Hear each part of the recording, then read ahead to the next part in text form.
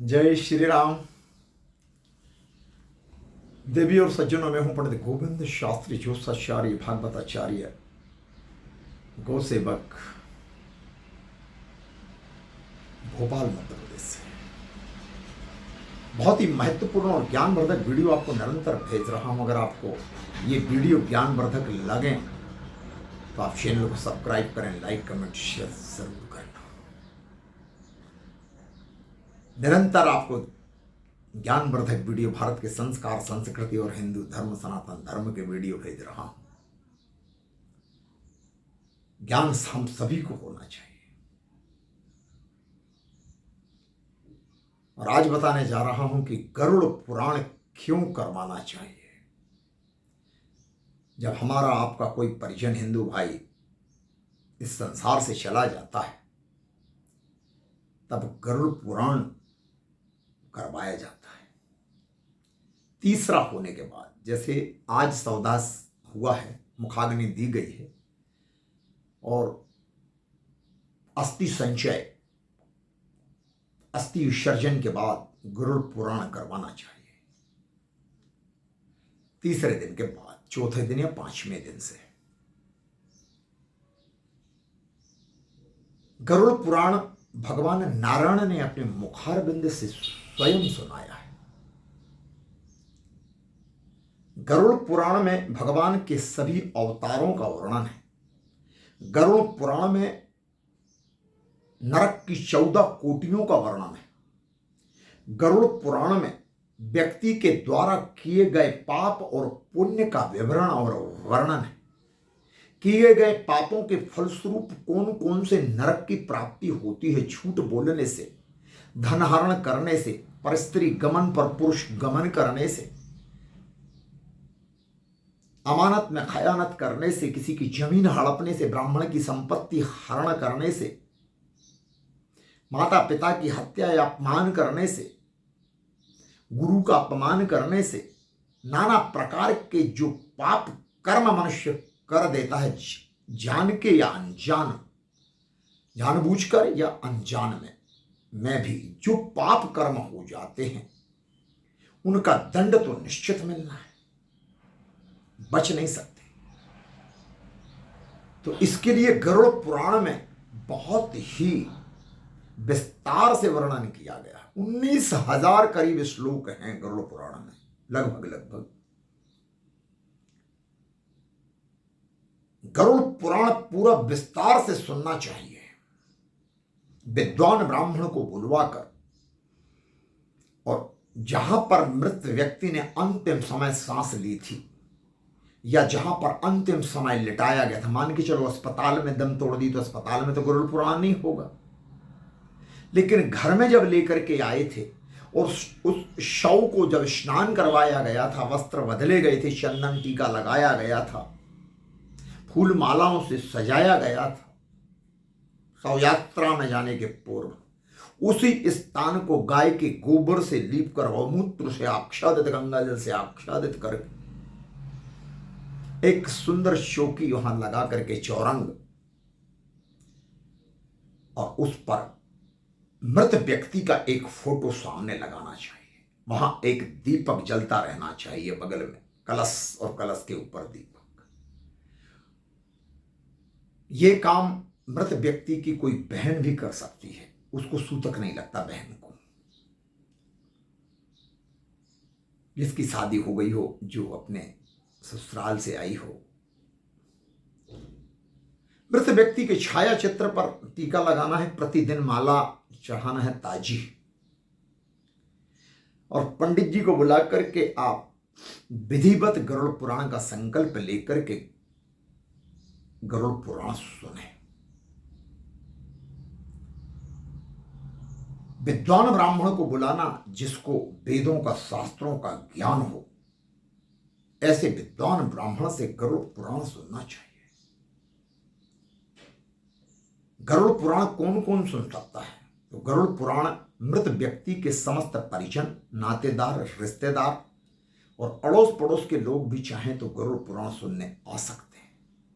जिसने गरुड़ पुराण एक बार भी अगर ध्यान से पूरा सुन लिया तो भी यम के दूत उसको कष्ट नहीं देते हैं, मृत्यु के समय उसको दारुण दुख नहीं होता। यमलोक की यात्रा सुगम हो जाती है, क्योंकि गरुड़ पुराण सुनने के बाद व्यक्ति पाप कर्म करना छोड़ देता है। कड़वा सच लिखा है, और बहुत से लोग डर के कारण गरुड़ पुराण नहीं सुनते। गरुड़ पुराण जरूर सुनना चाहिए। अरे पाप किए हैं तो परिणाम तो आएगा, भुगतना तो पड़ेगा। गरुड़ पुराण में 14 नरक की कोटियों का वर्णन है। करीब लगभग 19,000 के लगभग श्लोक हैं। भगवान के सभी अवतारों का वर्णन है। नरक की विभिन्न कोटियों का वर्णन है। कौन कौन से पाप कर्म करने से कौन कौन से नरक में जाना पड़ता है, किस प्रकार की प्रताड़ना मिलती है, ये सब कुछ विस्तार से गरुड़ पुराण में बतलाया गया।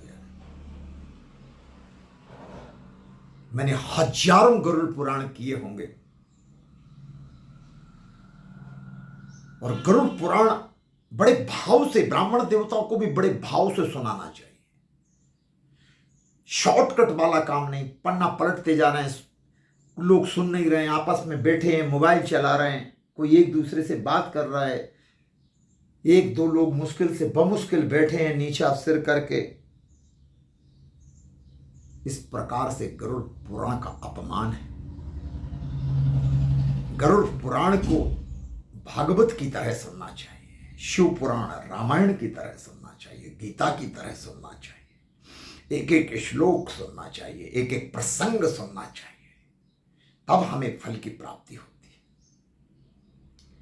और गरुड़ पुराण का जिस दिन से शुरू हो रहा है, लगभग 5 दिन में गरुड़ पुराण पूरा हो जाता है। और गरुड़ पुराण का समय क्या होता है? गरुड़ पुराण सुनने का समय है मध्याह्न काल, यानी करीब 3-4 बजे से गरुड़ पुराण शुरू हो और सूर्यास्त के पहले पहले गरुड़ पुराण विश्राम करवाएं।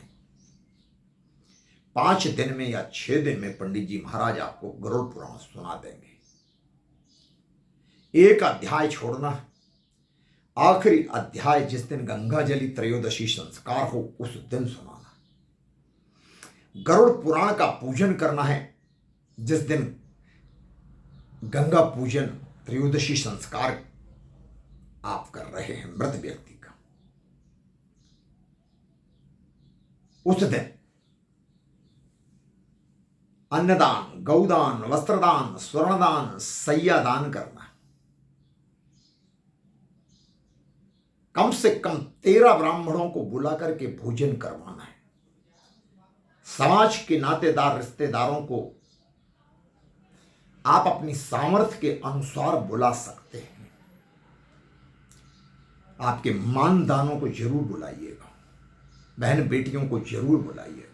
भले ही समाज के लोगों को बुलाओ नहीं बुलाओ, किसी किसी समाज में तो मृत्यु भोज बंद कर दिया है, तो कम से कम 13 ब्राह्मणों का भोजन कराना अति आवश्यक कार्य है। पिंडदान करवाना आवश्यक है। 10 गात्र करवाना बिल्कुल जरूरी है। ये काम ब्राह्मणों को वर्ण करना है, ब्राह्मणों को पात्र देना है, उनको वस्त्र देना है, अंगवस्त्र देना है, उनको रुचिकर भोजन करवाना है, आसन देना है, गीता देना है, तुलसी की माला देना है, यथाशक्ति द्रव्य दान दक्षिणा देना है। 13 ब्राह्मणों के चरण धुलाना है, और वो चरणों तक आप स्वयं पान करें और अपने घर में भी आच्छादित करवा दें। विधान जो कहता है मैं वो बताऊंगा। तो गरुड़ पुराण अगर आपने विधिवत करवा दिया तो मृत व्यक्ति की आत्मा को शांति मिलती है। मृत व्यक्ति को वैतरणी पार करने में तकलीफ नहीं होती। यम यात्रा जो बहुत लंबी, हजारों किलोमीटर की, उसमें मृत आत्मा को तकलीफ नहीं होती। इसलिए गरुड़ पुराण, गंगा जली त्रयोदशी संस्कार, दान पुण्य सब कुछ विधान से करना चाहिए। जिस व्यक्ति ने आपके लिए, पूरे परिवार के लिए अपना जीवन लगा दिया, जिसने अपनी पूरी तनख्वाह आपको दे दी, जिसने अपना मेहनत से कृषि कार्य व्यापार से दिन रात एक कर पसीना बहाता रहा, खुद भूखा रहा, आपको भोजन करवाया, और उस व्यक्ति का अंतिम संस्कार अगर आपने अच्छा नहीं किया नियम से नहीं किया तो पूरा घर परेशान हो जाएगा और सबको पितृदोष आएगा, कोई नहीं बच सकता। दारुण दुख की बेला शुरू हो जाएगी, क्योंकि वो मृत व्यक्ति प्रेत योनि में चला जाता है। अगर उसका दाह संस्कार, त्रयोदशी संस्कार, गंगा पूजन, गया श्राद्ध, पिंड दान, ब्राह्मण भोजन, सैया दान, अन्नदान, वस्त्रदान, गोदान, स्वर्णदान नहीं किया गया, कोई भी कमी रह गई, तो मेरे भाइयों और बहनों बहुत तकलीफ में आ जाओगे। इसलिए जिसकी जैसी सामर्थ्य हो, अगर वो धन छोड़ के गया है व्यक्ति, तो अच्छे से करवाना और प्रसन्न मन से करवाना, उसमें कंजूसी कृपणता बिल्कुल भी नहीं होना। और मैं तो केवल यही कह रहा हूं कि आप 13 ब्राह्मणों को भोजन कराओ। आपको 1000, 2000, 5000 लोगों को भोजन कराने की आवश्यकता कदापि नहीं है। ये कोई शादी विवाह थोड़ी हो रही है। मैं मृत्यु भोज के बिल्कुल खिलाफ हूं। ब्राह्मणों के भोजन की जरूर मैं आपको बोलूंगा, करवाना जरूरी है। और अपनी बहन बेटियों को और अपने नातेदार, रिश्तेदार, मानदानों को जरूर बुलाइए आप। बाकी समाज के लोगों से क्या संबंध है, किनको बुलाना नहीं बुलाना, यह आपका मैटर है, ये आपका निर्णय हो सकता है। लेकिन मैं तो समस्त हिंदू भाइयों से बोलूंगा कि मृत्यु भोज बंद करो। केवल ब्राह्मण भोजन और बंधु बांधव, नातेदार, रिश्तेदार, इसके आगे कुछ नहीं। अनावश्यक खर्च करने की आवश्यकता नहीं है, दिखावा करने की जरूरत नहीं है। और मृत व्यक्ति का जिस दिन गंगा पूजन हो, त्रयोदशी संस्कार हो, तो जो नातेदार, रिश्तेदार आए हैं, ब्राह्मण देवता आए हैं आपके यहाँ, उनको ससम्मान उनके चरण धुलाइए, उनको भोजन करवाइए, उनको यथाशक्ति द्रव्यदान, वस्त्रदान, पात्रदान दीजिए।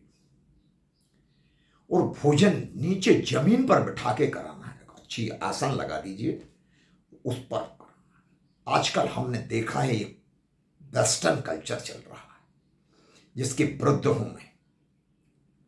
और मैं क्या, समस्त भारत के जितने भी जागरूक नागरिक हैं, वो कोई भी जाति, वर्ण, संस्कार के क्यों ना, सबको इसके विरोध में खड़ा होना चाहिए। और हम सब इसका विरोध करें कि मृत्यु भोज में बफर सिस्टम अलाउड नहीं है, या किसी होटल में पार्टी देना, यह हमारे धर्म के विरुद्ध, हमारी संस्कृति के विरुद्ध है।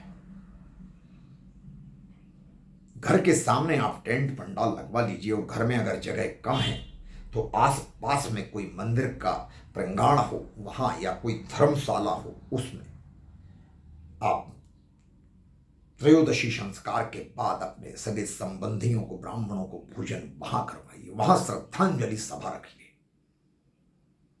इससे आगे कुछ नहीं। तो आज के लिए इतना ही। वीडियो बहुत लंबा हो चुका है, स्किप बिल्कुल मत करना, आगे पीछे मत करना, वरना समझ में नहीं आएगा कुछ भी। और अगर एक ज्ञानवर्धक जानकारी आपको अच्छी लगी हो तो चैनल को सब्सक्राइब करना, लाइक, कमेंट, शेयर जरूर करना। जय श्री राम। बोलिए गरुड़ भगवान की जय, विष्णु भगवान की जय।